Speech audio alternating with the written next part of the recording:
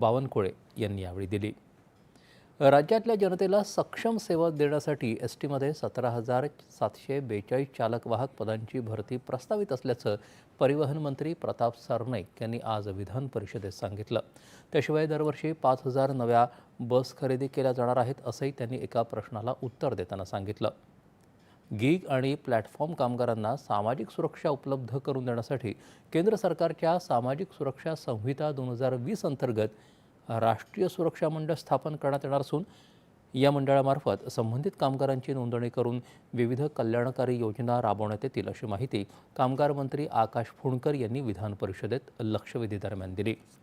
राज्यातील वाढत्या विजेच्या मागणीच्या पार्श्वभूमीवर सिन्नर ऊर्जा प्रकल्प महत्त्वाचा ठरणार असून प्रकल्पातील 2 युनिट्स येत्या 6 ते 8 महिन्यात कार्यान्वित होतील अशी माहिती ऊर्जा राज्यमंत्री मेघना साकोरे बोर्डीकर यांनी विधान परिषदेत लक्षवेधीला उत्तर देताना म्हटलं। या प्रकल्पामुळे सुमारे 2,000 रोजगाराची संधी उपलब्ध होणार असल्याचं त्यांनी सांगितलं।